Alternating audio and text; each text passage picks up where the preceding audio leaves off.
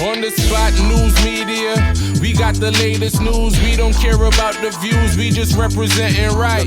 Put local news internationally every night. On the spot, wave that Jamaican flag from left to right.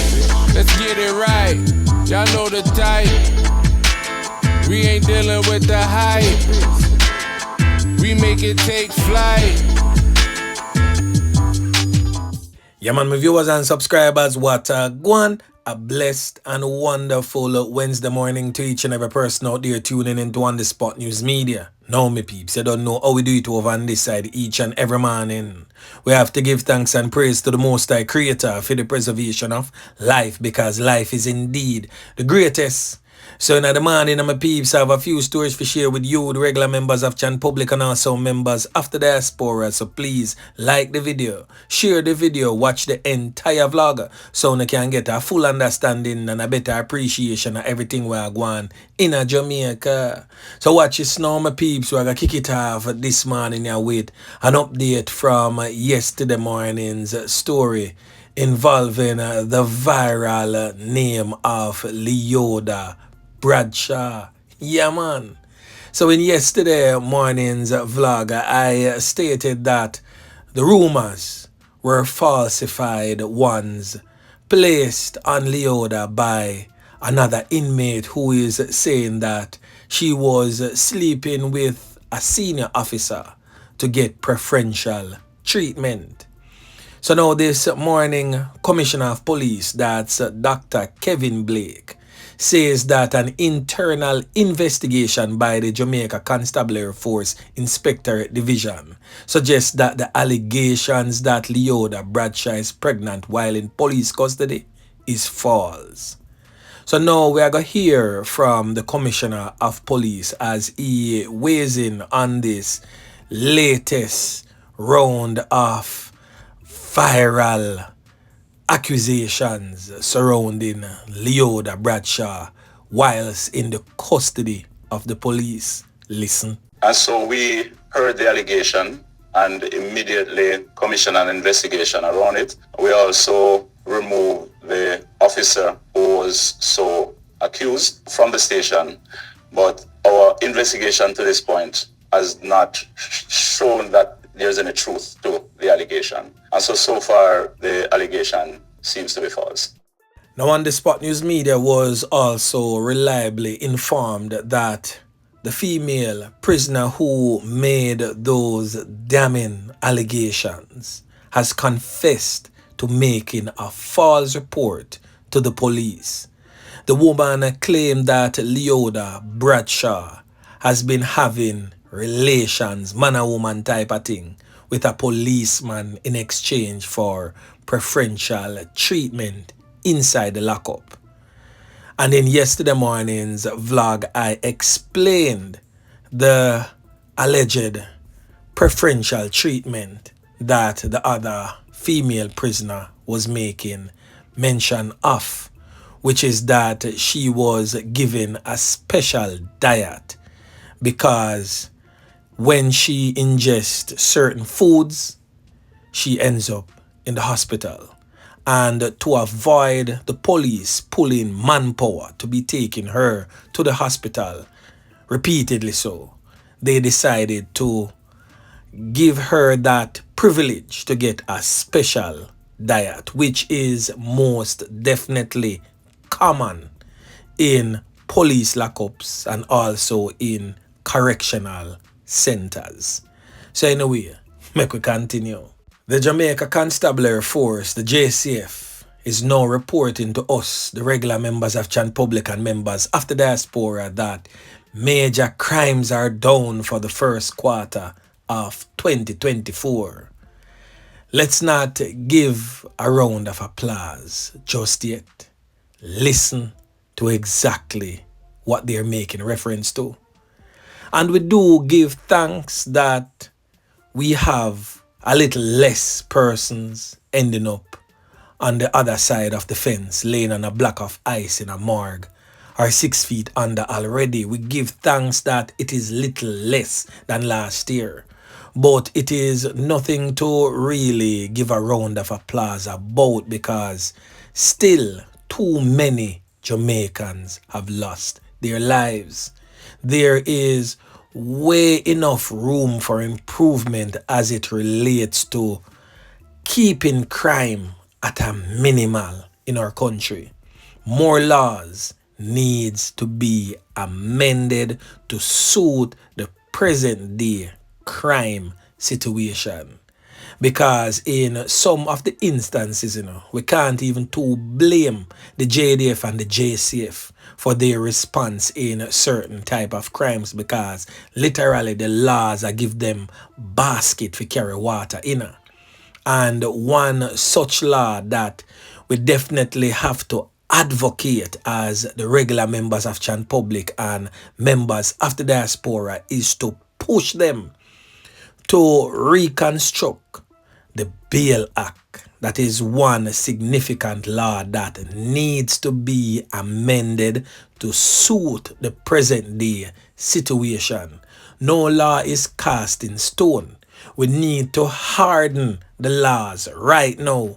And if and when the crime situation is brought to what we would call an acceptable level, then those laws can again be amended and relaxed somewhat. But for now, the laws need to be amended to match our present day situation. Now, the Jamaica Constabulary Force is reporting a steady decline in major crimes for the first quarter of this year in comparison to last year. The data shows that fewer than 300 homicides was committed in the country as of April 6, 2024. The latest figures shows that 292 loss of life has taken place in our dearly beloved island home Jamaica between January 1st and April 6th. That's 49 fewer than the 341 recorded last year. So this represents a reduction of more than 14%, 14 point something percent.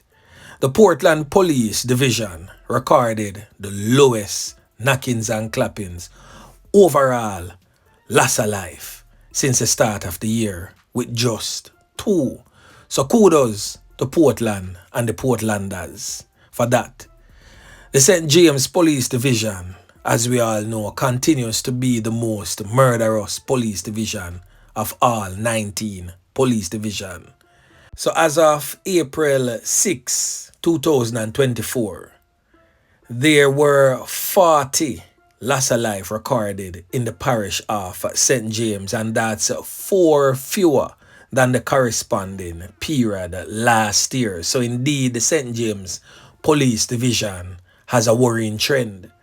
The Westmoreland Police Division has recorded 27 loss of life, the same number for the corresponding period of 2023. It's a similar situation in the St. Catherine South Police Division, where 25 has lost their lives. The St. Andrew South Police Division has recorded 25, which is 2 fewer than that of last year. Meanwhile, there has been a slight increase in knockings and clappings during the period under review. The JCF reports that there have been 290 incidents of knockings and clappings since the start of the year. Can you imagine, me peeps, if them knockings and clappings there had resulted in fatalities? Mighty God of Daniel, Chano, me I tell you, my peeps, the thing rough. So this represents an increase of almost 3%. All other serious crimes, including robberies, the hold on and take, the dirty rapists them, and break-ins have also declined. So now make we move on into more of what the Commissioner of Police has to say as it relates to his decision to abolish the gender-specific titles in the Jamaica Constabulary Force, where people will no longer refer to the females as female constables, corporals, sergeants, or inspector. The Commissioner of Police has defended his decision and the decision of the High Command to remove the woman from the lower ranks. So the Commissioner of Police, Dr. Kevin Blake, says that the gendered distinction made little sense. So we're going to hear from the Commissioner of Police, Dr. Kevin Blake, as he weighs in on his decision to remove the term women from the JCF lower ranks. Then, of course, I'll give my comment on what he had stated. Listen. The name, the distinguishing factor in the rank is discriminatory in nature, and so it did not make sense, and it still doesn't make sense, and we remove it for that sole purpose. There is no other police force that has its female officers being referred to as woman constable or woman corporal. Our neighboring security partner, the JDF, doesn't refer to its members as woman corporal or woman private or woman lieutenant. And even in the JCF, once you reach the level of the officer corps, you're not referred to as woman deputy superintendent. So it's just a matter of common sense. And that's the only agenda that was behind the removal of the distinguishing word from the rank. So whilst it is neither here or there to me and of course many of the regular members of Chan Public, my question to you as the Commissioner of Police, why do you think it is discriminatory to call a woman a woman? How is it even discriminatory? She is exactly who you refer to her as. And I just hope that there isn't any hidden agenda in you removing the distinction between male and female officers in the lower ranks of the Jamaica Constabulary Force. But anyway, make we continue. Now over there in the troubled, war-torn, crime-riddled St. Catherine North Police Division, the St. Catherine North Police have launched an investigation into the knockings and clappings of a businesswoman in Spanish Town on Tuesday night. Now the female will end up lose her 3 points is presently on your screen. She has since been identified as Opal Bennett, said to be a 40-year-old bar operator of a Carlet's Road address in Spanish Town, St. Catherine. Now, for those who is not familiar with the name Carlet's Road in Spanish Town, St. Catherine, at the same place where many of us call Scarlet Road. Yeah, man. Just right across there from the salt factory in Spanish Town, St. Catherine. So about 1:20 a.m., so that's in the wee hours of the morning, Opal Bennett was found along Marchpen Road with what appears to be some whole heap of corn-up wounds to the upper body and head. She was transported to the Spanish Town Hospital in a bid to save her life, but she succumbed to her injuries. The police are stating that they have yet to establish a motive in relation to that particular knockings and clappings. Now we all know of the ongoing gang war, another internal gang war in the Klansman, where Tesha Miller, who is presently serving a life sentence behind bars, is feuding with one of his longtime gang members. So again, we can clearly see it's a friend turn enemies type of situation. So on the spot, news media will most definitely be digging a little bit deeper to see if we can uncover why Opal Bennett was taken out in such a fashion. Now we are going to saddle down to the western side of Jamaica, where in the parish of Westmoreland, a businessman lost his life to the hands of criminal elements at his establishment in Darliston, Westmoreland on Monday night. Now, the man has since been identified as this man present on your screen, identified as Dwayne Kinglock. Photograph courtesy of Franz, the newsman. Now, reports from the police are that Dwayne Kinglock was inside his shop when he was pounced upon by two armed men. The men were said to be armed with handguns. The men opened gunfire at the now deceased man, Dwayne Kinglock, hitting him all over the upper body before making good their escape on foot in the community. On the spot, news media understands that 17 9mm spent casings was retrieved from that bloody and brutal scene. The police were summoned, and upon their arrival, they discovered Kinglock lying on his back inside of the shop on a refrigerator. He was transported to the Savannah-Lamar General Public Hospital, where it is said that he was pronounced you know what upon arrival. The Westmoreland police states that their investigations are ongoing. And also in the neighboring parish of Hanover, a taxi driver ended up losing 3 pints whilst sitting at a shop along the Sandy Bay Main Road in Hanover Monday evening.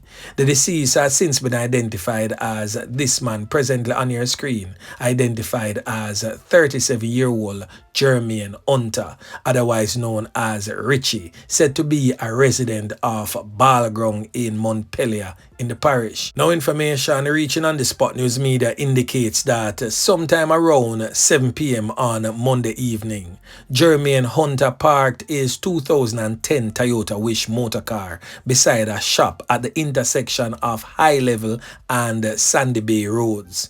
It is said that he reportedly sat on a chair outside when a yellow motorcycle with 2 men aboard rode up and opened gunfire, hitting him all over the upper body and head. Residents, upon hearing the loud explosions, summoned the police, who found the deceased laying on his back in a pool of red substance leaking from his body, suffering from what appears to be the carnal wounds them. Yeah, man. He was, however, taken to the Noel Holmes Hospital, where he was pronounced you know what.